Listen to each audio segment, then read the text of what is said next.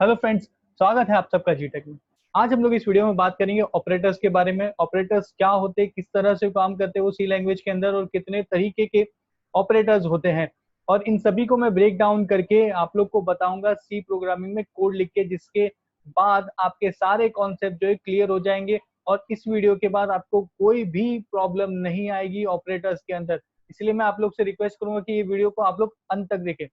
तो ज्यादा time waste ना करते हुए डेफिनेशन की तरफ बढ़ते हैं। ऑपरेटर्स की डेफिनेशन क्या है? तो ऑपरेटर एक सिंबल होता है जो कंपाइलर को बताता है कि भाई अभी एक मैथमेटिकल या तो लॉजिकल ऑपरेशन हम लोग परफॉर्म करने वाले हैं। ऑपरेटर्स बहुत अलग अलग टाइप्स के होते हैं, तो इसलिए उनको अलग अलग कैटेगरीज में डिवाइड किया गया है। सबसे पहले हम लोग जो है देखेंगे वो अरिथमेटिकल ऑपरेटर्स के बारे में देखेंगे।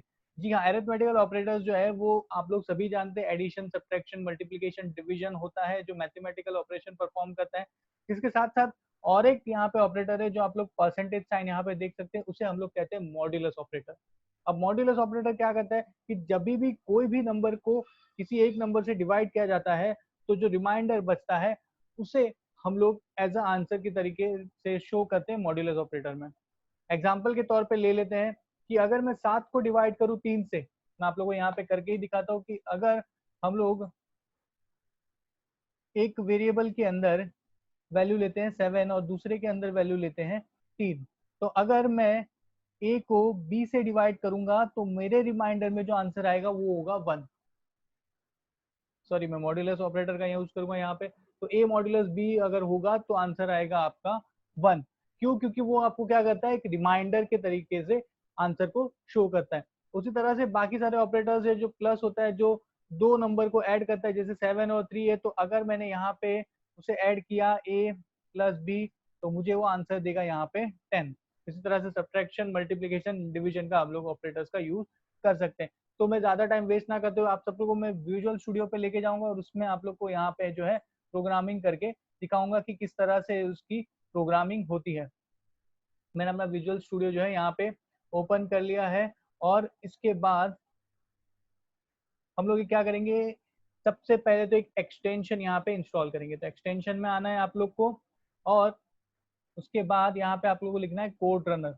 कोड रनर आप लोग जैसे लिखोगे, ये जो पहला आपको एक्सटेंशन मिलेगा उसको इंस्टॉल कर लेना है। मैंने इंस्टॉल कर लिया है। अभी इसका फायदा क्या है, तो यहाँ पे आप लोग देख सकते हैं कि एक आप लोग को जो है रन का बटन दिख रहा होगा।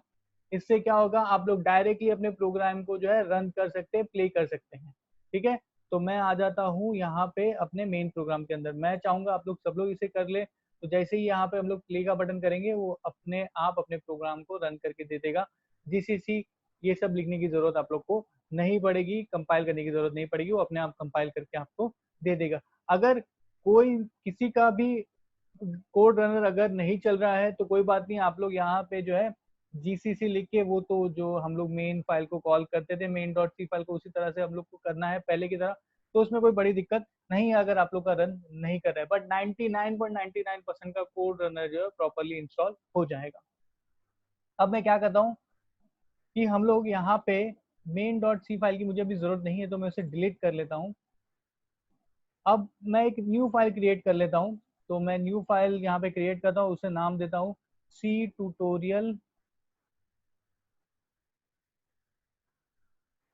सी ट्यूटोरियल 7 लिख देता हूँ, क्योंकि हमारा 7th ट्यूटोरियल चल रहा है अभी। तो मैं सी ट्यूटोरियल 7.c करके इसे जो है क्रिएट कर लूंगा। और यहाँ पे हम लोग क्या करेंगे, सबसे पहले तो हेडर फाइल को इंक्लूड कर लेंगे। हमारी हेडर फाइल है studio.h,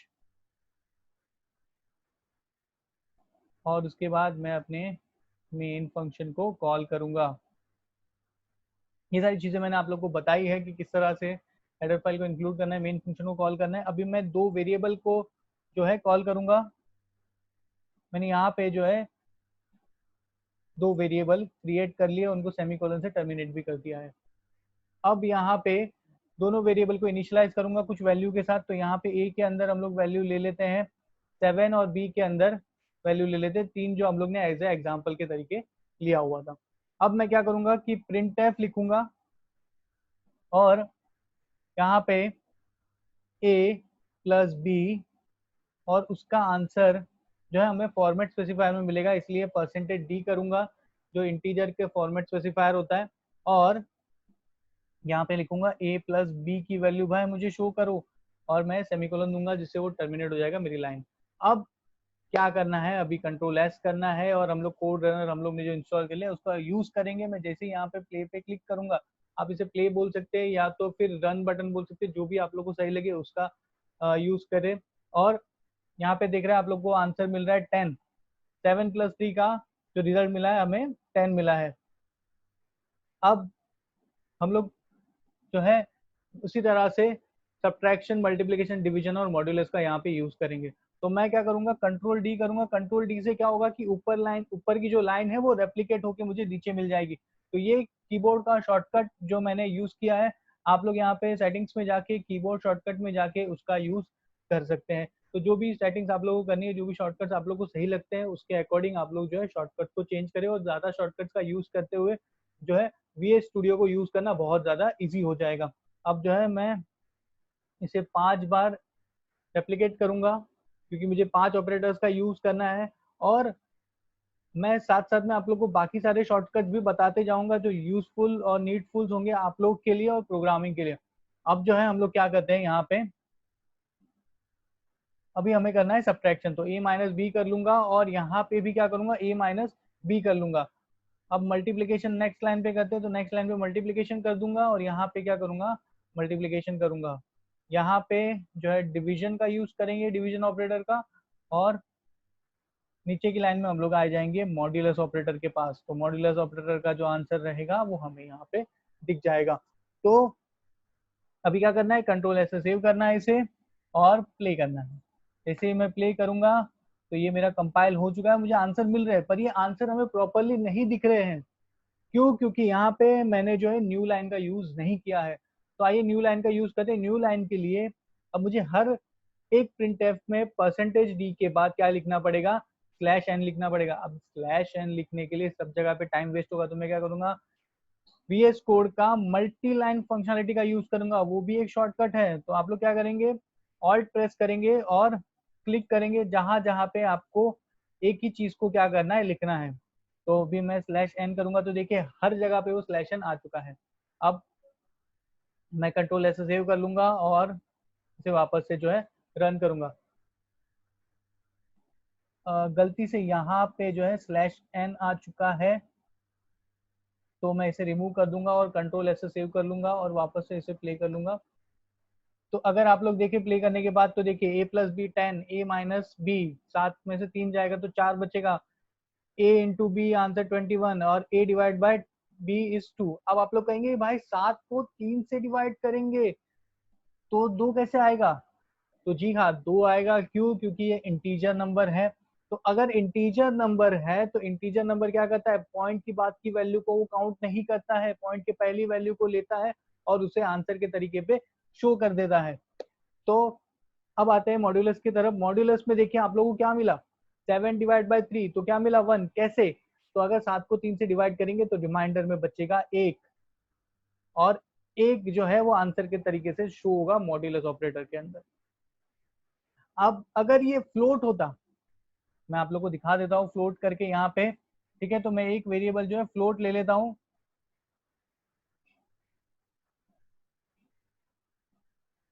मैं इसके अंदर फ्लोट ले लेता हूँ और कोई भी इंटीजर और फ्लोट नंबर का अगर एडिशन होता है तो उसका आंसर जो है आपको फ्लोट में मिलता है। तो अगर वो फ्लोट में मिल रहा है तो मुझे यहाँ पे क्या करना पड़ेगा, हर जगह पे एफ करना पड़ेगा बी की जगह पे। तो मैं मल्टी फंक्शनलिटी का यूज करूंगा, वापस से ऑल्ट दबा के क्लिक करते जाना है और क्या करना है, एफ लगा देना है। ठीक है, अब मैं इसे क्या करूंगा, कंट्रोल एस से सेव कर दूंगा और मैं यहाँ पे जो कोड रनर का यूज करूंगा।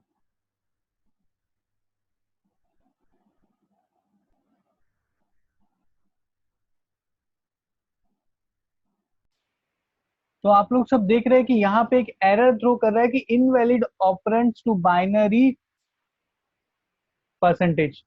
अब इसका मतलब क्या है, इसका मतलब ये है कि हम लोग फ्लोट का यूज नहीं कर सकते हैं मॉड्यूलस ऑपरेटर का यूज करने के टाइम पे। तो इसलिए मैं इसको क्या करूंगा, यहाँ पे जो हमारा मॉड्यूलस ऑपरेटर है, जो मॉड्यूलस प्रिंटफ है, उसे मैं क्या करूंगा, यहाँ पे कंट्रोल एंड स्लैश से इसे कमेंट कर दूंगा। तो ये होता है हमारा कमेंट। कमेंट का मतलब होता है कि जो चीज मैंने कमेंट की है वो हमारे प्रोग्राम रन करने के टाइम पे रन नहीं होगा, सिर्फ हमें कोड में दिखेगा पर वो रन नहीं होगा। आइए मैं इसे कंट्रोल ऐसे सेव कर लेता हूँ और इसे जो है प्ले कर लेता हूँ। तो प्ले करने के बाद आप लोग को दिख रहा होगा कि नंबर जो है हमारे फ्लोटिंग पॉइंट्स में हमें दिख रहे हैं, मतलब कि डेसिमल की बात की वैल्यूज हमें यहाँ पे दिख रही है। क्यों? क्योंकि ये सारी चीजें जो है अभी फ्लोट में हमें यहाँ पे दिख रहा है। तो ये था आप लोग का एरिथमेटिकल ऑपरेटर। अब हम लोग बात करते हैं दूसरे ऑपरेटर की। दूसरा हमारा ऑपरेटर है वो रिलेशनल ऑपरेटर है। रिलेशनल ऑपरेटर क्या होता है कि हमें दो वेरिएबल्स के बीच का रिलेशन बताता है। रिलेशन किस तरह का? तो वो ट्रू है या फॉल्स है। कंप्यूटर लैंग्वेज में बात करूँ तो दो ही तरह के रिलेशन होते हैं, एक तो ट्रू होता है और एक होता है फॉल्स। तो ट्रू जो होता है वो 1 से रिप्रेजेंट होता है और फॉल्स जो है वो 0 से रिप्रेजेंट होता है। तो जो अगर ट्रू आया तो वो रिटर्न क्या करेगा? वैल्यू आपको 1। और अगर फॉल्स आया तो आपको रिटर्न वैल्यू करेगा 0। अब वो कितने टाइप्स के होते हैं? तो ये रहे आपके रिलेशनल ऑपरेटर। ये साइन का मतलब है इक्वल इक्वल, मतलब कि अगर दो वैल्यू अगर इक्वल है तो ये हमें क्या करेगा? हमें रिटर्न क्या करेगा? ट्रू। और अगर दो वैल्यू आपकी ट्रू नहीं है, मतलब इक्वल नहीं है, तो क्या करेगा? फॉल्स रिटर्न करेगा। ये ग्रेटर देन साइन है, चेक किया जाता है कि कौन सा नंबर किस नंबर से बड़ा है। और ये होता है लेस देन साइन, छोटा नंबर चेक करने के लिए। ये होता है नॉट इक्वल। नॉट इक्वल अगर दो नंबर इक्वल नहीं है तो हमें रिजल्ट शो करके दिखाएगा और ट्रू है कि फॉल्स है। ये है ग्रेटर देन और इक्वल टू और लेस देन इक्वल टू। इन ऑपरेटर्स को हम लोग बहुत अच्छे से समझेंगे जब इफ स्टेटमेंट की बात करेंगे। बट फिर भी मैं आप लोगों को कोड में बताता हूँ कि इनका यूज किस तरह से और किस तरह से आउटपुट आप लोग को दिखता है। तो हम लोग आ जाते हैं VS स्टूडियो के अंदर। और VS स्टूडियो के अंदर हम लोग यहाँ पे क्या करते हैं, ये सारे जो प्रिंट है उनकी जरूरत अभी मुझे फिलहाल के लिए नहीं है। तो मैं क्या करूंगा, कंट्रोल और स्लैश से मैं इनको कमेंट कर दूंगा। अब मुझे एक ही प्रिंट की जरूरत है, मैं इसे भी इंटीजर टाइप बना देता हूँ। तो वापस लेके आता हूँ मैं इसे और मैं इसे इंटीजर टाइप में बना देता हूँ। अब मैं क्या करता हूँ यहाँ पे कि अब मैं इसे लिखता हूँ कि भाई मुझे इक्वालिटी चेक करनी है दोनों की। तो ए और बी आपका इक्वल है कि नहीं वो बताइए मुझे। तो 7 इक्वल इक्वल्स 3 ये ट्रू है कि नहीं है? तो देखते हैं, चेक करके रन करते हैं इसको। तो ये हमें बता रहा है 0.00। क्यों ऐसा हुआ? क्योंकि ये फ्लोट में दिखा रहा है। ये हमारा इंटीजर है तो हमें इसे क्या करेंगे? %d में कन्वर्ट करना पड़ेगा। कंट्रोल ऐसे सेव कर लेता हूँ और इसे रन करता हूँ वापस से। तो ये हमें बता रहा है 0। क्यों? क्योंकि ए और बी इक्वल नहीं है तो हमें 0 जो है रिटर्न कर रहा है, उसका मतलब है फॉल्स रिटर्न कर रहा है। बट अगर मैं यहाँ पे 7 की जगह पे 3 लिख दूं तो 3 इज इक्वल्स टू 3। तो कंट्रोल ऐसे सेव करूंगा और मैं यहाँ पे रन करूंगा तो वो हमें रिटर्न करेगा 1, क्योंकि 1 का मतलब होता है ट्रू। तो इसी तरह से ये होता है आपका इक्वल इक्वल। तो कोई भी दो चीजों को अगर इक्वालिटी के पॉइंट ऑफ व्यू से चेक करना है तो हम लोग लगाते हैं इक्वल इक्वल का। और अगर आप लोग सिर्फ सिंगल इक्वल लगाएंगे तो उसका मतलब है वैल्यू को असाइन करना। तो जो है 3 वो असाइन हो रहा है किसको? ए को। अब हम लोग बात करते हैं नॉट इक्वल की। तो अगर मैं यहाँ पे लिखता नॉट इक्वल, तो नॉट इक्वल कुछ इस तरह से लिखा जाता है, जहां पे मैं बता देता हूँ कि ये देखिए किस तरह से लिखा जाता है। तो एक्सक्लेमेटरी और इक्वल साइन को बोला जाता है नॉट इक्वल टू। तो अभी मैं इसका यहाँ पे यूज करके दिखाऊंगा आप लोग को। अब जो है यहाँ पे नॉट इक्वल साइन आ चुका है। अब मैं इसे कंट्रोल ऐसे सेव कर लेता हूँ और उसे प्ले कर लेता हूँ। तो देखिए ये हमें मुझे 0 प्रिंट करके दे रहा है। क्यों? क्योंकि 3 और 3 तो भाई इक्वल है, तुम बोल रहे हो नॉट इक्वल, तो वो मैं फॉल्स रिटर्न करूंगा क्योंकि इनका रिलेशन फॉल्स है। अब मैं जो क्या करता हूँ, ए को वापस से 7 बना देता हूँ। तो 7 इज नॉट इक्वल्स टू 3, ये सही है, 7 3 के बराबर नहीं है। तो मैं कंट्रोल एस से सेव कर लेता हूँ और इसे रन करता हूँ। तो देखिए मुझे क्या प्रिंट करके मिलेगा? 1। क्यों? क्योंकि 1 का मतलब होता है ट्रू। तो ये रिलेशन क्या है? ट्रू। और जो बाकी हमारे ऑपरेटर्स हैं, greater than, less than, greater than और इक्वल, लेस देन और इक्वल, ये सारे ऑपरेटर्स को हम लोग चेक करेंगे जब इफ स्टेटमेंट की बात आएगी तब। अभी के लिए आप इसे यहीं पे रख दीजिए, ज्यादा चिंता करने की जरूरत नहीं। इफ स्टेटमेंट के अंदर बहुत अच्छे से आप लोग को मैं समझाऊंगा। अब हम लोग आगे बढ़ते हैं, हम लोग बात करते हैं लॉजिकल ऑपरेटर्स के बारे में। अब ये लॉजिकल ऑपरेटर्स क्या होते हैं? तो लॉजिक की बात है कि लॉजिकल ऑपरेटर्स कुछ सोच के समझ के आंसर देते हैं। एंड की बात करें तो इसे कहा जाता है लॉजिकल एंड। इसका मतलब है कि भाई दोनों वैल्यू अगर ट्रू होगी तो मैं क्या करूंगा? ट्रू वैल्यू रिटर्न करूंगा। मतलब क्या करूंगा? ट्रू। इसका मतलब क्या हुआ? जैसे हम लोग बात करते हैं अगर ये भी सही है और ये भी सही है तो तुम सही हो। तो ये होता है एंड का मतलब, लॉजिकल एंड का मतलब होता है। तो इसका मतलब है कि अगर मैं आपको यहाँ पे अगर इसका मतलब बताऊं तो मैं एग्जांपल के तौर पे बताऊंगा आप लोग को कि अगर मैंने एंड एंड लिखा है तो उसका मतलब क्या है कि अगर वन एंडेड विथ वन होगा तो आपको आंसर क्या मिलेगा, वन। अगर जीरो है, दोनों में से एक भी वैल्यू आपकी जीरो है तो वो क्या रिटर्न करेगा आपको, जो है जीरो रिटर्न करेगा। क्यों? क्योंकि वो कहता है कि दोनों वैल्यू अगर ट्रू होगी तो ही मैं आपको ट्रू रिटर्न करूंगा। अब हम लोग बात करते हैं लॉजिकल और के बारे में। लॉजिकल और क्या होता है? और मतलब, और का मतलब होता है दोनों में से एक कंडीशन ट्रू रहना। अगर दोनों में से एक भी कंडीशन ट्रू हो गए तो वो क्या रिटर्न करेगा, ट्रू रिटर्न करेगा। उसी तरह से लॉजिक नॉट होता है। लॉजिक नॉट का मतलब होता है अगर ट्रू है तो वो फॉल्स रिटर्न करेगा, अगर फॉल्स है तो ट्रू रिटर्न करेगा। मुझे कोई भी ट्रू वैल्यू को अगर फॉल्स में कन्वर्ट करना है, मतलब वन को अगर मुझे जीरो में कन्वर्ट करना है तो मैं नॉट लॉजिकल नॉट का यूज करूंगा। ज्यादा चिंता करने की जरूरत नहीं है ये सब के बारे में। अगर आप लोग को नहीं समझाए तो मैं आप लोग को यहाँ पे इनका ये स्टूडियो में एग्जाम्पल दे के यहाँ पे सॉल्व करेंगे हम लोग। तो आइए बात करते हैं अभी लॉजिकल एंड की। तो मैं क्या करूंगा, यहाँ पे लॉजिकल एंड के लिए एंड एंड लिख देता हूँ यहाँ पे। और अब हम लोग बात करते हैं यहाँ पे एंड एंड की। अब इसका आंसर किस तरह से आएगा? तो इसका जो आंसर आएगा वो कुछ इस तरह से आएगा, क्योंकि देखिए सेवन और थ्री ये दोनों जो है वो ट्रू वैल्यू है। मतलब कि अगर जीरो को छोड़ के अगर कोई भी मैं नंबर अप्लाई करूँ तो वो नंबर जो है माना जाता है एज अ ट्रू। तो ये दोनों ट्रू है तो मुझे आंसर क्या मिलेगा, ट्रू।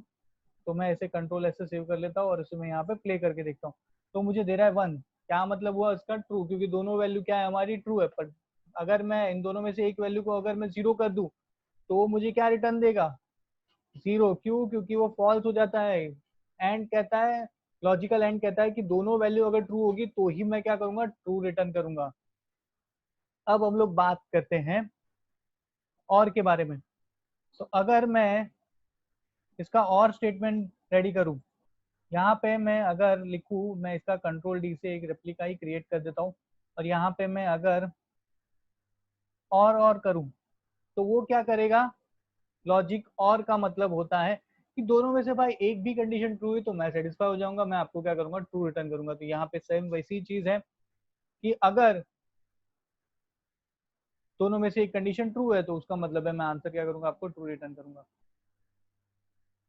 पर यहाँ पे देखिए लॉजिकल एंड में वैसा नहीं है, वो कहता है कि दोनों ट्रू होने चाहिए तभी मैं क्या करूंगा, ट्रू रिटर्न करूंगा। तो ये थे आपके लॉजिकल ऑपरेटर्स। अब हम लोग बात करते हैं बिटवाइज ऑपरेटर के बारे में। ये बिटवाइज ऑपरेटर क्या होते हैं? तो बिटवाइज ऑपरेटर जो होते हैं वो आपके एडिशन, सब्ट्रैक्शन, मल्टीप्लिकेशन, डिवीजन, ये जो सारे मैथमेटिकल ऑपरेशंस होते हैं उनको क्या करते हैं, बिट वाइज में कन्वर्ट करते हैं, बिट लेवल में कन्वर्ट करते हैं और इन्हें क्या कर देते हैं, फास्ट करते हैं, इन चीजों को फास्ट करते हैं। तो बिट वाइज ऑपरेटर वो बाइनरी फॉर्म में होते हैं। तो बिट वाइज ऑपरेटर कुछ इस तरह के होते हैं, बिटवाइज एंड, बिटवाइज और, बिटवाइज एक्सक्लूसिवली और बिटवाइज कॉम्प्लीमेंट, शिफ्ट लेफ्ट और शिफ्ट राइट। ये जो पहला है बिटवाइज एंड, उसे देखते हैं वो किस तरह से काम करते हैं। ओके, तो इनको बाइनरी फॉर्म में किया जाता है। तो बाइनरी फॉर्म में अगर मैं बात करूं तो जीरो का मतलब होता है जीरो जीरो, वन का मतलब होता है जीरो वन, टू का मतलब होता है वन जीरो और थ्री का मतलब होता है वन वन, बाइनरी फॉर्म के अंदर। अगर मैं दो वैल्यू के बीच में बिटवाइज एंड का यूज करूं, मैं करके दिखाता हूं आप लोग को कि हम लोग टू और थ्री के बीच में क्या करेंगे, बिटवाइज ऑपरेटर का यूज करेंगे। तो टू एंड विथ थ्री, तो इसका मतलब क्या हुआ कि वन जीरो जो है आपका वो बिटवाइज एंड के साथ क्या हो रहा है, वन वन के साथ, मतलब 3 की जो वैल्यू उसके साथ वो ऑपरेटर का यूज हो रहा है बिट वाइज एंड का। तो इसका आंसर क्या आएगा? तो बेसिकली आंसर आएगा आपका इस तरह से आएगा कि 10 एंड विथ 11। तो इसका मतलब क्या है, एंड ऑपरेटर क्या कहता है कि अगर दोनों वैल्यू ट्रू होगी तो मैं क्या करूंगा, आपको ट्रू रिटर्न करूंगा। तो यहाँ पे आपको आंसर क्या मिलेगा, 11 के नीचे क्या मिलेगा आपको, 11 के नीचे आपको मिलेगा 1। तो यहाँ पे आ जाएगा 1, और 10 के नीचे क्या आ जाएगा, 0, क्योंकि 10 का मतलब है एक वैल्यू फॉल्स और एक वैल्यू ट्रू। तो एंड क्या कहता है, दोनों वैल्यू ट्रू होगी तभी मैं ट्रू रिटर्न करूंगा। तो इसका मतलब है 10 का जो बाइनरी फॉर्म है, सॉरी 10 जो है बाइनरी फॉर्म है और उसका जो नंबर है वो है 2। तो आंसर आपको शो क्या होगा, 2। आइए मैं आप लोग को बताता हूँ इसको VS स्टूडियो के अंदर करके। तो अभी मैं VS स्टूडियो को ओपन करता हूँ और VS स्टूडियो के अंदर अभी मैं आप लोग को यहाँ पे जो है करके बताता हूँ। यहाँ पे बी के अंदर हम लोग ले लेते हैं 2, और ए के अंदर 2 ले लेते हैं और बी के अंदर ले लेते हैं 3। और ये जो प्रिंट एफ स्टेटमेंट है यहाँ पे मैं उसको इसे रिमूव कर देता हूँ। अब हम लोग यहाँ पे करेंगे एंड ऑपरेशन, और ए और बी के बीच में क्या हो रहा है, एंड ऑपरेशन। तो मुझे रिटर्न क्या करेगा, यहाँ पे रिटर्न करेगा मुझे ट्रू। मैंने कंट्रोल ऐसे सेव कर लिया है, मैं प्ले करूंगा इसको और मुझे रिटर्न कर रहा है 2। क्यों? क्योंकि जैसे हम लोग ने देखा था 2 और 3 का जो बाइनरी फॉर्म होके उनके बीच में जो एंड ऑपरेशन हुआ था उससे मुझे वो रिजल्ट मिल रहा है 2। उसी तरह से आप लोग जो है यहाँ पे बिटवाइज और कर सकते हैं। बिटवाइज और का मतलब क्या होता है, जैसे हम लोग ने 2 और 3 को बाइनरी फॉर्म में कन्वर्ट किया था उसी तरह से बाइनरी फॉर्म में वो कन्वर्ट करेगा और उनके बीच में और ऑपरेशन परफॉर्म करेगा। तो आइए बात करते हैं बिटवाइज और। तो मैं यहाँ पे और करूंगा और यहाँ पे चेक करूंगा और का, और मैं इसे कंट्रोल ऐसे सेव कर लूंगा और यहाँ पे प्ले करूंगा तो मुझे दिखा रहा है 3। कैसे? तो अगर आप लोग देखो तो बिटवाइज ऑपरेटर के अंदर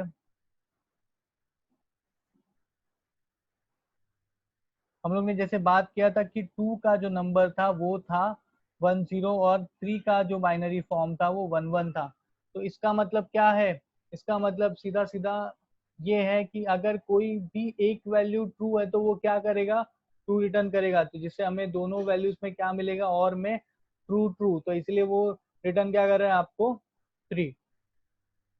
तो ये था आप लोग के बिटवाइज ऑपरेटर।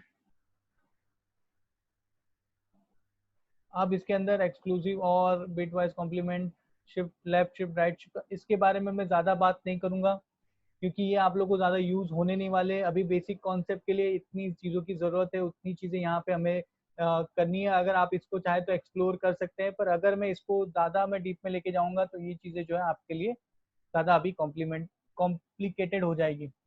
ये टेबल्स था जो ए और बी की हम लोग बात कर रहे थे, जैसे कि हम लोग ने बात की थी ए एंड बी जो है बिटवाइज एंड है, ये बिटवाइज और है और ये एक्सक्लूसिव और है।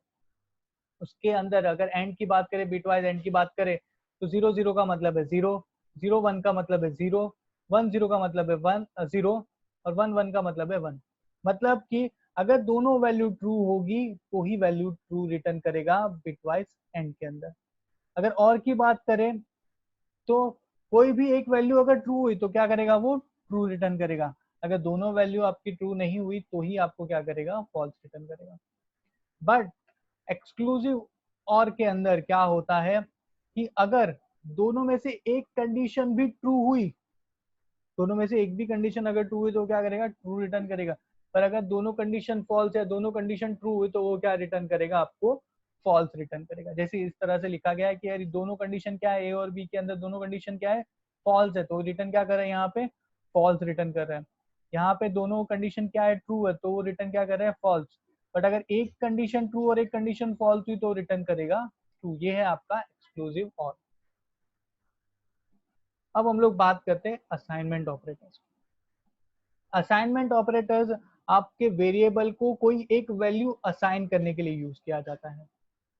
तो ये असाइनमेंट ऑपरेटर्स है, बहुत ज्यादा हम लोग यूज करने वाले हैं हमारे सी प्रोग्रामिंग के अंदर, तो इसे ध्यान से देखिए।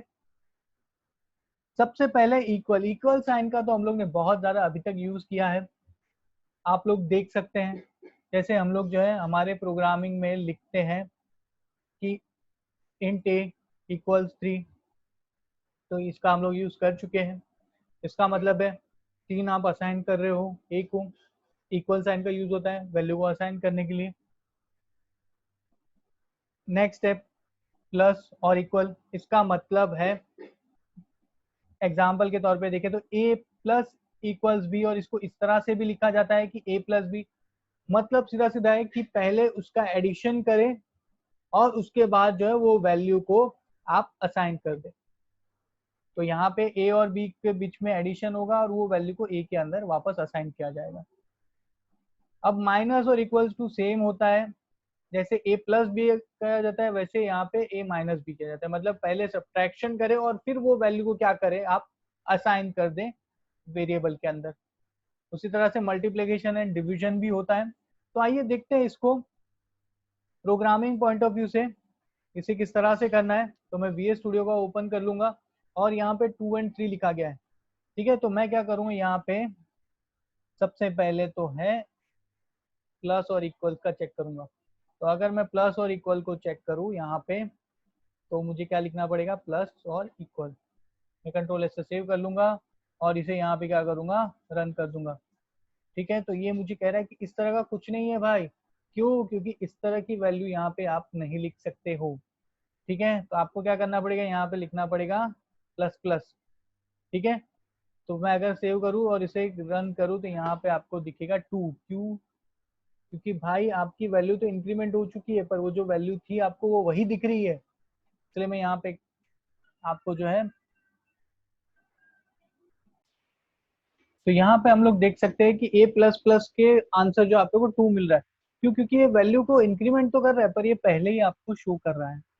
तो ये आने वाले वीडियोस में मैं अच्छे से बताऊंगा, ये है जो है प्रीफिक्स और पोस्टफिक्स में आता है। अब मैं क्या करता हूँ, +1 कर देता हूँ। क्यों ऐसा कर रहा हूँ, क्योंकि यहाँ पे जो आप लोग देखते हैं +=1, अगर यहाँ पे कोई वेरिएबल नहीं यूज कर रहा हूँ तो मतलब क्या होता है, वो एक से क्या करता है यहाँ पे इंक्रीमेंट करके देता है।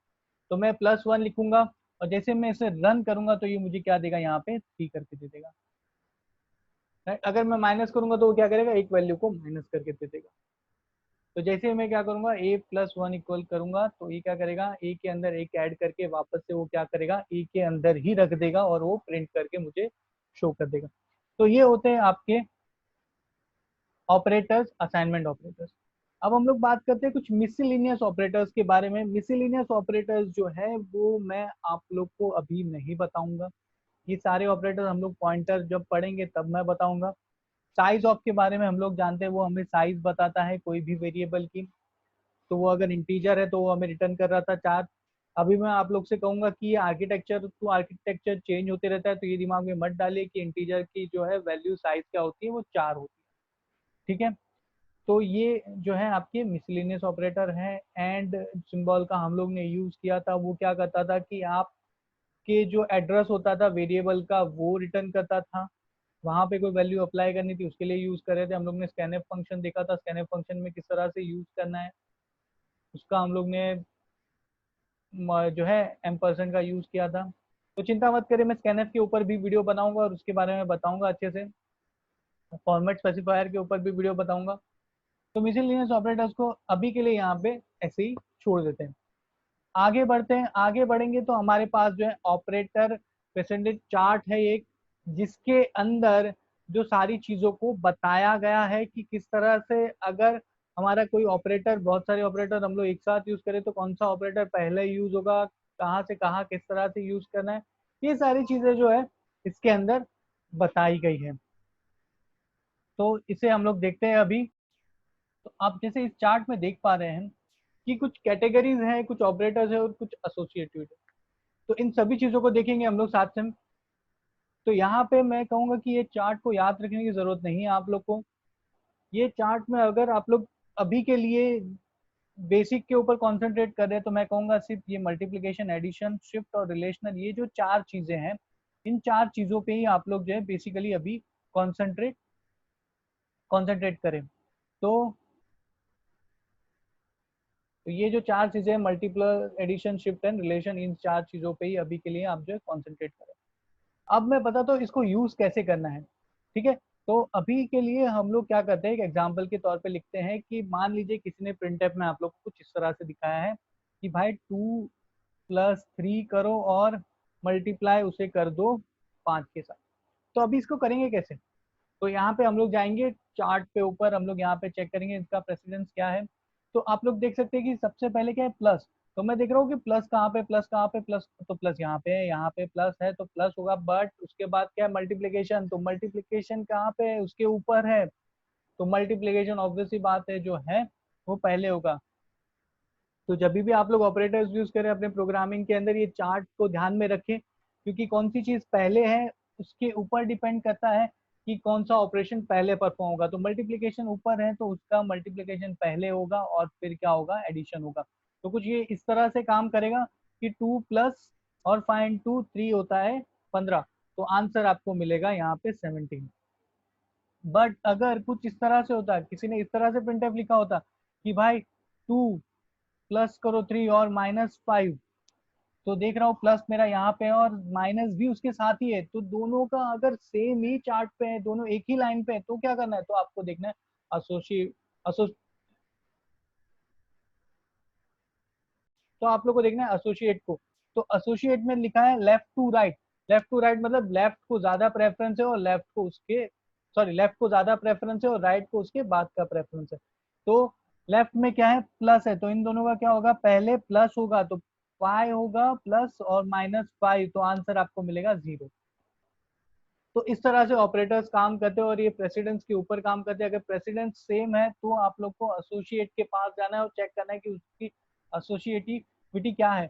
और इस तरह से हमारे जो है ऑपरेटर्स काम करते हैं। तो ये सारे ऑपरेटर्स यहाँ पे जो है, मैं आशा करता हूँ कि आप लोग को यहाँ पे क्लियर हो गया रहेगा। और अगर आप लोग को ये वीडियो अच्छा लगा है तो प्लीज़ इसे लाइक करें, शेयर करें और सब्सक्राइब करें। मैं आने वाले वीडियोस में आप लोग को इसके ऊपर एक एक्सरसाइज लेके आऊंगा जिससे आप लोग को बहुत अच्छे से समझेगा कि इसको किस तरह से करना है। अभी के लिए अगर लाइक अच्छा लगा है तो और शेयर करें और सब्सक्राइब करें। Thank you.